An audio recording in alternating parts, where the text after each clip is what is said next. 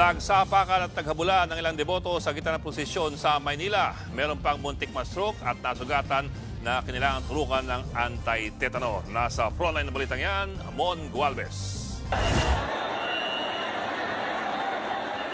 Sa gitna ng prosesyon, nagsapakan ang mga debotong ito pasado alas 5 kaninang hapon sa Arleguet Fraternal Street sa Maynila. Hindi sila agad naawat at naghabulan pa. Nagkagirian at nagtulakan din ng mga pulis at ilang deboto.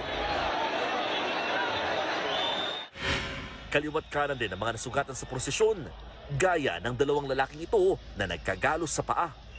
Agad naman silang ginamot ng mga first aid responder. May kinailangan ding magpaturok ng anti-tetano. Parang alambre sa may wifi.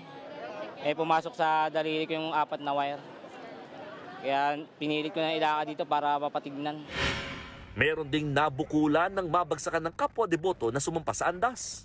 Kinailangan siyang dalhin sa ospital dahil bigla na lamang siyang nahilo at nagsuka. May mga isinugod din sa command center sakay ng stretcher. Ang 20 anyos sa babaeng ito, hinimatay ng makipagsiksikan at mahirapang makahinga. Nag-complain siya ng numbness ng lower extremities. So ito ay simptomas na maaaring nagkakaroon ng stroke ang ating pasyente. Pasado alas 2 ang hapon naman nang mapigtas ang lubid na nakakabit sa andas ng Poong Jesus Nazareno sa Quezon Boulevard.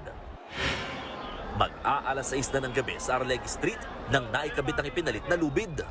Sa dami ng mga deboto, higit 4 na oras nagtagal ang andas sa Arleguet bago tuluyang nakaliko ng Fraternal Street pasado alas 8 ng gabi.